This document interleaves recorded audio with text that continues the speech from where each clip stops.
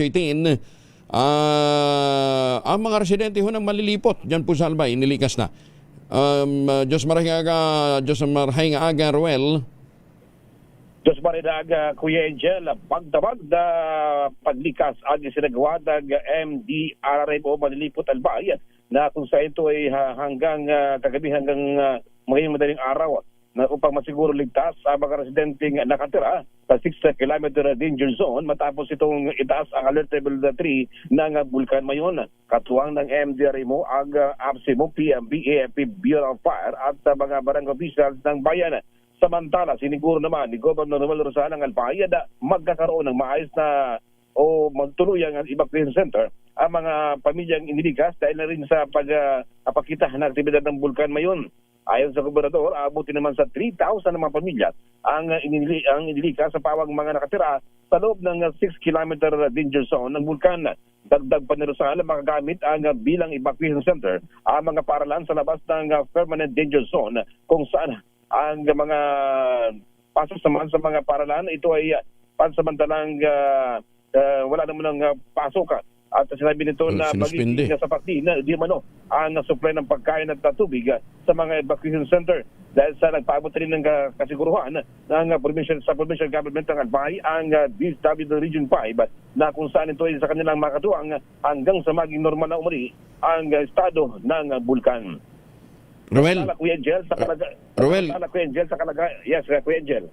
Kumusta naman kumusta yung mga hotel natin diyan? Ready na rin para sa mga posibleng dadayo? Yes, Kuya Angel, at ating sa pagkipag-unayan naman kay Regional Director Herbie Arguas ng Department of Tourism Region 5. Ito ay sa kanilang sinasiguro na sa mga posibleng magutungo sa Albay ng mga turista ay safe sila at may mga hotel na siguro matutuluyan ang ating mga kababayan na ito nga ay sabi nga niya na hindi naman daw ito ay inaasahan na ganitong sitwasyon pero safe naman daan niya ang mga turista kung sakaling sila ay magtungo dito sa dalawigan ng Albay at siyempre yung mga tutulong naman para naman sa mga evacuees Kuya Angel. Ayan, sige. Ingat ingat dyan, Ruel, and from time to time padala mo lang kami na update. Thank you. Yes, Kuya Angel, at sa ngayon ay ang kalagayan ng panahon ay malakas ang ulan sa mga oras ito dito sa lalawigan ng Albay. Yan ang ating update mula dito sa Albay. Ito si RH18 Ruel Saldico, una sa Pilipinas, una sa Pilipino. Mabalos, Ruel. Maganda umaga, Pilipinas! Baka naman yung mga billboards dyan sa pagputok ng bulkan, lagyan pa ng pagmumukha ni Secretary Prasco, ha? Mahiya naman kayo. Nagrereklamo yung mga doon sa pinagawa sana nila ng campaign, pinicturean yung iba't ibang mga lugar na tourist attraction. Nung lumabas, panay picture, panay pagmumukha ni Secretary Prasco. Kandidato bang senador yan? Oo. Kala ka magkakaroon ng sibakan? Wala pa. Madidelay. Sige. Anyway, 18 anyos na lalaki nagtangkang magpuslit, magpasok ng droga sa loob ng Bataan City. Lupit naman ito. Magpapasok ng illegal drugs sa kulungan na bisto sa Orani, Bataan. Detalye ng balita mula kay Danny Kumilang, RH37. Danny, good morning. Bumagsak sa kulungan ng 18 anyos na lalaki na taga-Abukay, Bataan, makaraan umanong magtangkang magpuslit ito ng illegal na droga papasok sa loob mismo ng Bataan District Jail sa Barangay Doña Orani, Bataan, alas 3:10 ng hapon kahapon.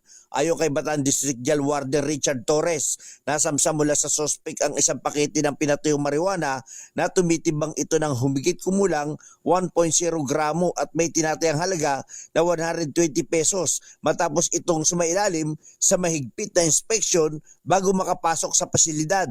Napag-alaman na ang suspect ay regular na dumadalo sa kanyang mismong kapatid na kasalukuyang nakapiit dahil sa kasong may kaugnayan sa illegal na droga na naaresto noong nakarang taon sa bayan ng Abukay, Bataan. Iginiit umano na suspect na hiniram lamang niya ang suot na short at hindi niya alam na may lamang marijuana ang bulsa nito. Subalit hindi ito pinaniwalaan ng mga jail guard at autoridad.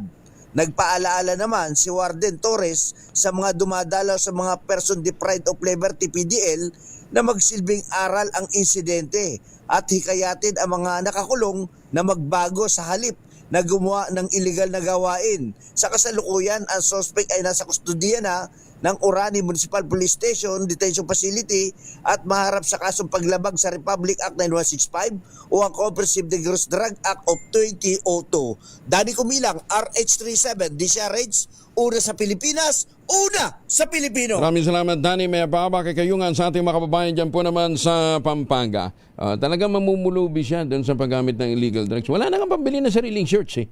Oo. Mantakin mo kung hindi siya nakapanghiram, ano ha? Sabi niya. Pupunta siya na nakakarsunsilyo.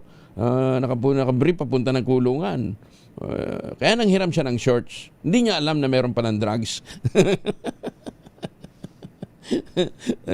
Kasiguro ng mga jail guard, pati kami gagawin yung bobo Maganda umaga, Pilipinas! Wanted person naman may-ari ng JRL Trading na nag-ooperate ng cryptocurrency sa San Carlos City sa Pangasinan, arestado dahil sa kasong syndicated stapa.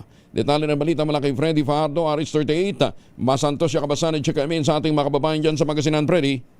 Masantos siya kabosan, Kuyang Angel. Naaresto ng Malasiki PNP alas 4:30 ng hapon kahapon ang wanted person na si Joshua Layakan, may-ari ng kontrobersyal na nasaradong JRL Quarta Trading Company sa San Carlos City. Sabi siya ng warrant of arrest na inilabas ng RTC Branch 77 San Carlos City, Pangasinan sa kasong syndicated estafa, no bill ban recommended. Sa ulat ni Malasiki OIC Chief of Police Lieutenant Colonel Francisco Sawadan Jr., bitbit ng kanyang mga tauhan ng warrant of arrest laban sa suspect ng arestuhin at paglabas ng opisina ng kanyang abogado sa poblasyon Malasiki. Si Layakan kasama ang 7 iba pang pinaghahanap ng batas ay naharap sa kasong syndicated estafa. Nagsimula ang kumpanya ni Layakan na manghikayat ng mga investors noong taong 2023 na may minimum na 15,000 pesos na investment na kikita ng 10% o 1,500 pesos monthly. Kaya marami ang nahikayat ng mga investor gaya ng mga teachers, market vendors, mga aktibo retiradong pulis, LGU employees at higit sa lahat ng mga OFWs at mga negosyante na nag-invest ng milyones. Subalit mula ng marid ng PNP Anti-Cybercrime Group ang JRL Quarta Trading noong Mayo 13, 2025 dahil sa kakulangan ng mga kinakailangang permit sa kanilang operasyon na sarado na ito at hindi na matagpuan ng mga investor si Layakan kaya nagsampa na sila ng kaso laban sa suspek. Tinatayang higit 1 milyong individual ang nabiktima ng JRL Quarta Trading na nasa higit 1 bilyong piso ang natangay nito. Mula sa Action Radio Pangasinan, ito si Freddy Fajardo, RH38 tag-uulat para sa DCRH, una sa Pilipinas, una sa Pilipinas. Maraming salamat, Freddy. At magandang umaga din po sa mga taga-Lucena City. Ha? At Jose Ramon Nulod, pasok ka na sa opisina mo at baka ma-relate ka. Ha? Nasa sasakyan pa rin daw siya, nakikinig on the way to work. Kaya ayaw niya munang pumasok. Iniintay niya yung mga development sa Pilipinas. Ha? Maganda umaga, Pilipinas! 1 minuto makalipas ang alas 5 ng umaga, oras na para tayo po naman ay mag-ultabayo. Ano nga bang ultabayo? Ang ultabayo po ay postbiotic with Lactococcus lactostrain plasma. Ito po ay dumaan sa mahabang clinical trial sa Japan. Hindi testimonial, hindi mga kwentong kutsero, kundi human clinical trial.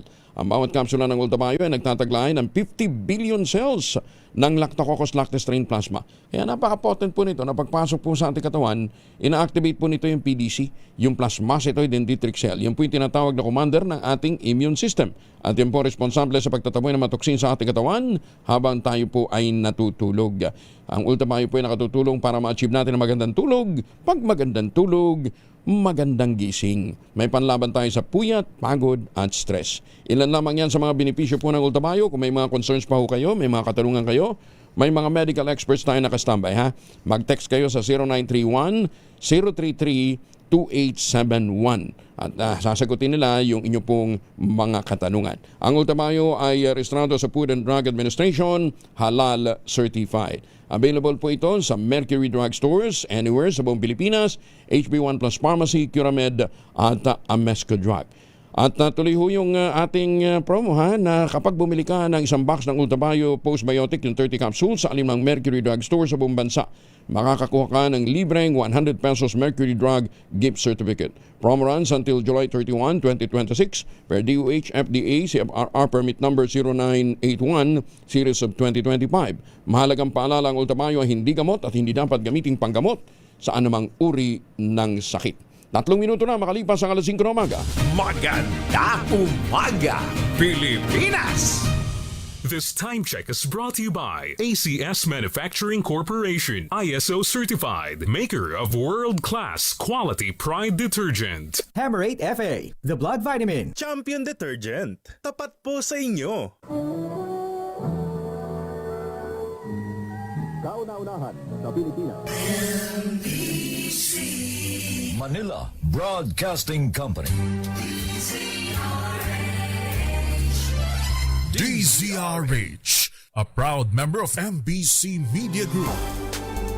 Bagong balita, bagong impormasyon. Kasama si Kuya Angelo Palmones. Magandang umaga, Pilipinas!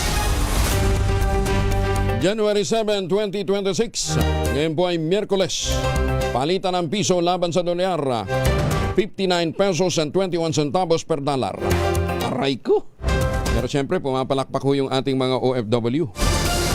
Halos 11 milyong katao na sa buong mundo ang nagkakatrangkaso ngayong flu season. Sa pinakauling ulat ng US Centers for Disease Control and Prevention, karaniwang sanhi ito ng bagong mutated strain ng influenza A na H3N2. Kilala bilang subclade K o super flu. Ba, ganun pala yung super flu, no ha? Kaya pala ang daming tinamaan. Una itong naobserbahan noong June 2025 at mabilis na kumalat sa North America, Europe at iba pang rehiyon. Bagamat hindi tinuturing na mas malala o matindi pa ang nasabing uri ng trangkaso, mabilis naman itong kumakalat, nagdudulot ng mas maraming kaso at mas mataas na demand sa mga ospital. Dahil dito, ang payo ng mga eksperto, magpabakuna, yung anti-vaccine flu. Anti-flu vaccine. Palaging maghugas ng kamay, manatili sa bahay kung may sakit upang hindi na makahawa.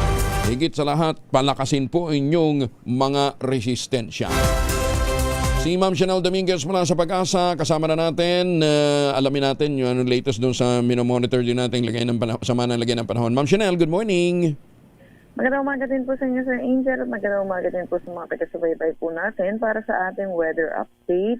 So sa ngayon, yung low pressure area na binantayan po natin ay patuloy na lumayo na po ng ating bansa, pero yung trough neto o yung ulap na dala neto ay umaabot pa rin po dito sa Palawan na inaasahan natin magdadala pa rin ng mga kalat-kalat na pag-ulan sa kanila. Sa ngayon, patuloy pa rin ang pag-iral ng shear line dito sa eastern section ng Southern Luzon. Dulot nito, mataas ang tsansa ng kalat-kalat na pag-ulan dito sa Bicol Region, Quezon, Oriental Mindoro, Marinduque, Romblon at Northern Samar. Sa nalalabing bahagi naman ng Eastern Visayas, easterlies ang iiral kaya mataas din ang tsansa ng mga kalat-kalat na pag-ulan. Northeast monsoon po natin, malakas pa rin po ang kanyang bugso at inaasahan natin magdadala ito ng maulap na papawiri na may mahihinang pag-ulan dito sa Cordillera Administrative Region, Cagayan Valley at Aurora. Sa Metro Manila at nalalabing bahagi ng Luzon, bahagya hanggang sa maulap na papawiri na may isolated light rain at sa nalalabing bahagi ng ating bansa, bahagya hanggang sa maulap na papawiri na may mataas na chance ng localized thunderstorm pagdating sa hapon at sa gabi. Wala naman tayong nakamataas na anumang gale warning sa anumang seaboards ng ating bansa. At yan po muna ang latest dito sa Pag-asa Weather Forecasting Center. Chanel Dominguez po, magandang umaga. Ma'am Chanel, alam mo ba yung aphelion phenomenon? Yes po, yung aphelion po, pag yung sun po, ay, ito po yung mas malapit po sa atin yung sun po. Ang kabaliktaran po ng aphelion ay perihelion naman po, which is mas malayo naman po yung sun po sa atin. 5 light minutes or 90 million kilometers ang distansya natin from the sun. Yung pala yung aphelion, no? Nagdudulot ba yun ng, totoo ba to? Magdudulot daw ng mas malamig na panahon? Usually po kasi ganitong panahon po natin, nasa aphelion po talaga tayo. Kaya nakakaranas din po tayo na medyo malamig-lamig na panahon po dahil din po yun po yung rason din po. Pero nakita ko din po yan, news po yan, na aabot po siya ng August. Yun po, medyo fake news na po yun. Ayan. Isusunod ko na yun eh. Sasabihin ko, akala ko ba hanggang February lang tayo malamig? Ayun po. Kasi magkakaroon din po tayo ng tag-init, which is usually naman po sa weather na po natin. Hindi, teka muna. Di ba meron tayong may weak La Nina? Yes po, meron po tayong weak La Nina po, pero hindi naman po natin inaasahan na magiging balakid po yun para sa tag-init po natin. So inaasahan din po talaga natin yung mainit na panahon. So yung nagsasabi na hanggang August yung appeal yun, fake news yun. Ayan. Opo. Baka sa ibang mga lugar po pwede, ano? Pero tayo dito, wala naman tayong winter eh. Yes po, opo. Hindi naman po fake news yung pag-appeal yun po. Yung fake news po is yung aabot po yun Ng August. Opo, Okay, oo. Ayan, at least klaro. Kaya kayo mas maganda, tinatanong mo mga eksperto eh. Mas nakakaalam ho ng lagay ng panahon kaysa bumasa ho kayo ng mga impormasyon sa social media, di ba? Tapos mataranta kayo, magtanong na muna sa mga dalubhasa, ano ha? Ayan, Ma'am Shinel, maraming salamat. Magandang umaga. Salamat din po. Magandang umaga sa Angel. Si Shinel Dominguez mula po naman sa Pag-asa. Magandang umaga, Pilipinas! At ito naman po ang lakad natin ngayong araw nito. Huwag kalimutan magbaon din ng proteksyon laban sa mikrobyo. May dalawang formulation ng family alcohol na pwede nating pagpilian. Yung family 70% isopropyl alcohol, especially prepared for clinics, hospital, pharmacies, laboratories, pero okay na okay din po yan sa mga households. Very effective yan sa disinfection at sterilization. Ganyan ang bagsik ng family, 70% isopropyl alcohol. Maghapon man natin gamitin, no problem. Hindi po manunuyo inyong mga kamay dahil meron po yung moisturizer. Yun namang mabangong family rubbing compound improved alcoholone. Ayun po yung mabangong isopropyl alcohol na ginagamit po ng mga masahista, mga doktora, mga doktor, mga kumadrona, mga nurse, ano ha? For sponge, bathing, and other cleansing purposes. Family rubbing alcohol parang DCRH, buk na sa mahabang panahon, mabibili sa namang butik at convenience stores nationwide. Family rubbing alcohol, hindi lang pampamilya, pang sports pa. Magandang umaga kay Asek Cecil Bangka Santos at sa lahat ng ating mga kumadronang nakatutok ngayon. Magandang umaga sa mga miyembro ng Philippine League of Private Midwives at ngayon din sa Midwives Foundation of the Philippines. 155 gun violators natimbog. 1,218 ang mga loose firearms na recover naman ng PNP sa loob ng isang taong kampanya sa Cordillera Region. Detalye ng balita mula kay Romy Gonzalez sa RH 41 ng Bagdebigat. Romy. Abot sa 155 gun violators ang naaresto at 1,218 loose firearms naman ang nabawi ng Cordillera PNP sa isang taong kampanya laban sa loose firearms sa Cordillera Region. Batay sa records ng Regional Operations Division ng Police Regional Office Cordillera Administrative Region, mula January 1 hanggang December 31, 2025, 155 individual ang nadakip dahil sa gun-related violations at tagumpayan na pagkakabawi naman ang abot sa 1,218 loose firearms. Sa kabuang bilang, 1,033 baril ang kusang loob na isinuko ng mga individual at stakeholders. 163 ang nakumpiska at 22 ang na-recover sa mga ikinasang police operations.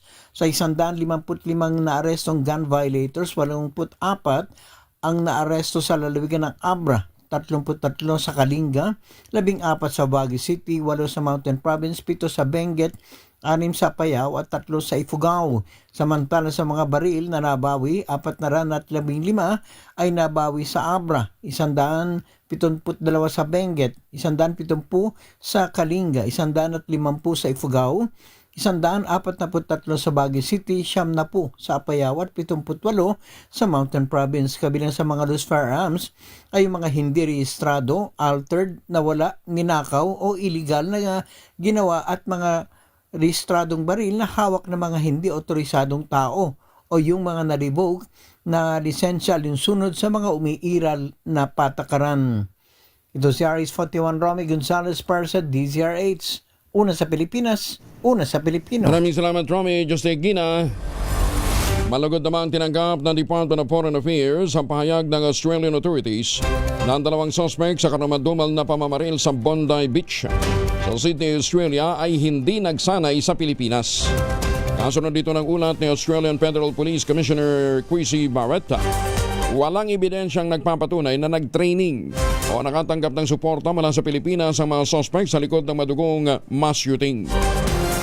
Bukod pa rito, wala ring nakita ang palatandaan ng Australian authorities na bahagi ang mga suspect ng mas malawak na terrorist cell o sila'y inutusan lamang ng iba.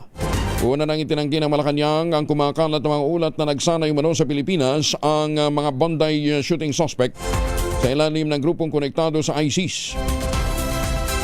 Ang pamamaril ng dalawang gunmen sa Bondi Beach ay kinasawi ng 15 individual at ikinasugat ng 40 katao. Pinatulang guilty sa kasong cyberbullying o online harassment ang 10 individual sa Paris. Kaugnay ng pagpapakalat ng chismis na ipinanganak na lalaki ang First Lady ng France na si Brigitte Macron. Sa desisyon ng Paris Court, 8 sa akusado ay lalaki, 2 naman ang babae. Isa sa mga ito ay pinatawan ng 6 na buwang pagkakakulong. Ang iba naman ay pinatawan ng suspended jail sentence mula 4 hanggang 8 buwan at pinasailalim sa mandatory online harassment awareness training. Bukod pa rito, pinagbabayad din ang bawat isa ng 600 euros o kabuang 10,000 euros. Katumbas ito ng 600,000 pesos bilang kompensasyon kay Macron para sa moral damages dahil sa pagpapakalat nila ng chismis. Takin nyo, ilan lalaki yon? 8 sa mga akusado lalaki. Kalalaking tao, chismoso. Di ba? Kaya pagka ang lalaki chismoso, magduda na ho kayo. Hindi ho lalaki yan. Chismoso eh. Ang hatol ay bahagi ng lumalawak na legal na hakbang laban sa cyberbullying at mga peking impormasyon na kumakalat online. Tinututukan ito ng mga otoridad sa France at sinusuportahan ang mga kampanya para protektahan ang reputasyon at karapatan ng mga individual laban sa mapanirang pahayag sa digital space. Ayan Kaya doon sa mga nagpapakalat ng kung ano-anong mga maling impormasyon, mag-ingat kayo. Dapat pagka maglalabas kayo ng impormasyon, meron kayo katibayan. Halimbawa, meron tayong hawak na listahan dito. Nung mga nakaraang linggo, may pinadalang mga listahan sa atin. Nung pong mga opisyal ng gobyerno, at saka mga dating opisyal ng gobyerno na namili ng mga shares sa iba't ibang mga golf club. Alam ba ninyo yung Orchard Golf and Country Club pala? Ang isang share, 3 million pesos. 3 million pesos. Pero sabi nung iba na nakausap ko, sa ibang golf club, mas mataas pa. Pero dito daw pala sa Orchard Golf and Country Club, ang isang share, 3 million pesos. Nagpadala sa akin ng listahan yung isang kaibigan natin ng mga incumbent at mga natsugi na mga opisyal na namili ng shares. Sabi ko, hindi natin pwedeng patulan niya dahil listahan lang yan. Ang ginawa, nagpadala sa akin ng mga katibayan, certificate authorizing registration. Pati pala yun, nire-register pala yun. Yung mga gano'n, kasi milyones na rin ang halaga, Ayan, Naku, magugulat kayo. Doon pala nila itinatago yung yaman, yung excess nilang pera, Kung hindi sa painting, ang pinamimili, shares ng golf club. Magaling akala nyo hindi mabubuking yan, Secretary, Senator JV, may listahan na rito. Meron pang katibayan. Meron pang listahan. Nako. Yan, malupit.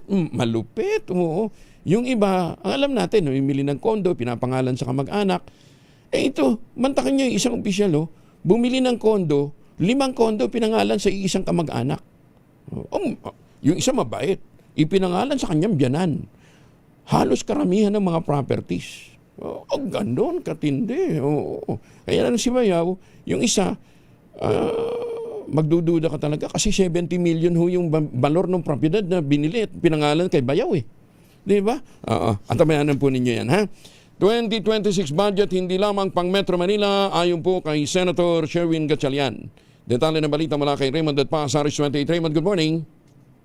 Tinabla ni Senator Sherwin Gatchalian bilang chairman ng Senate Committee on Finance ang akusasyon na nakatuon lamang sa Metro Manila ang 2026 national budget. Sabi ni Gatchalian, buong bansang may kinabang sa pambansang budget. Sagot ito sa banat ni Senate Minority Leader Alan Peter Cayetano na Metro Manila pa din ang pangunahing makikinabang sa 2026 national budget habang ang ibang rehiyon ay napapabayaan. Ibinigay na halimbawa ni Gatchalian ang 33 billion pesos na Farm to Market Roads o FMR. Ang mga proyektong ito ay nakakalat sa buong bansa at wala ito sa Metro Manila. Sa record ng Department of Agriculture, ang Central Luzon na siyang itinuturing na rice at food basket ng bansa ay siyang pangunahing rehiyon na makikinabang sa Farm to Market Roads. Pangalawa ang Region 12 o ang Soc-Sargen sa Mindanao. Narito si Senador Sherwin Gatchalian.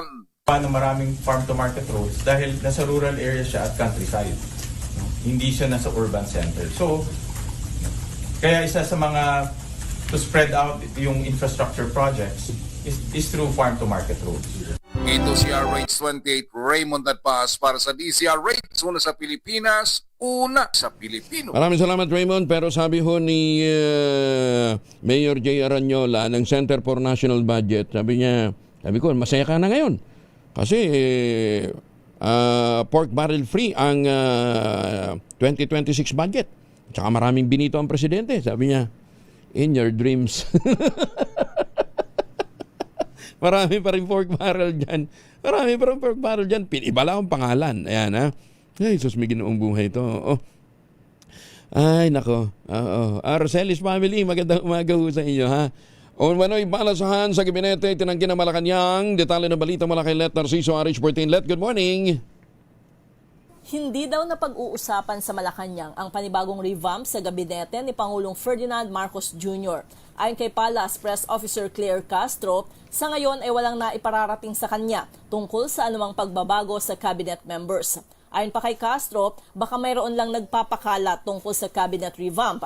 Pero kinumpirma nito na nagpapatuloy ang performance review sa mga opisyal ng gobyerno. Nakadepende anya sa Pangulo kung kontento ito sa trabaho ng kanyang gabinete. Una rito, muling umugong ang umano'y regodon at siyam na ahensya ang sinasabing maaapektuhan, kabilang ang DOH, DOT, DOTR, DFA, BOC, DepEd, DPWH, DICT at DepDev. Ito si Let Narciso para sa DZRH, una sa Pilipinas, una sa Pilipino. Maraming salamat, Let. Sa bagay, yung isang negosyante, nauna pa nakaalam na sisibakin yung isang cabinet official, di ba? O, kaya tinawagan niya, huwag ka nang pumunta ng Malacanang. Nais ka pa na si Jose Claire. Good morning, Attorney Claire Castro. Kumusta na ho kayo? So, hindi daw na pag-uusapan yan, ha? At hindi daw nasasabi sa kanya. Maraming hindi sinasabi kay Atty. Claire. Kawawa naman yung alien, ha? Ganda umaga, Pilipinas! Blind na blind sa mga nangyayari sa paligid niya. Ay, sus, may Ginoo. Atty. Claire, kumusta ka na, ha? Para ho sa mga kababayan natin pabalik ng Pilipinas, good morning. Ayan, happy ngayon ang ating mga OFW dahil 59 pesos and 21 centavos na ang halaga ng bawat dolyar. Marami silang pambili ng tangerine chocolate. Ang tangerine chocolate po naman ay produkto ng mga magniniyog, ng mga magsasaka dyan po sa lalawigan ng Quezon.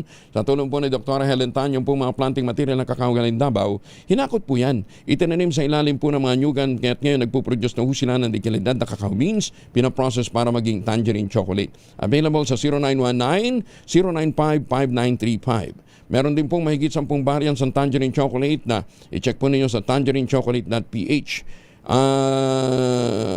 Yung mga raw material niyan ay galing din po sa ani ng ating mga magsasaka. Sabi nga po ni Dr. Helen Tan, sino bang magmamalasakit sa Pilipino kundi ang kapwa Pilipino? Yan sa bawat tangkilik natin ng tangerine chocolate, pinalalakas natin ang loob ng ating mga magsasaka, pinalalakas natin ang ating lokal na ekonomiya.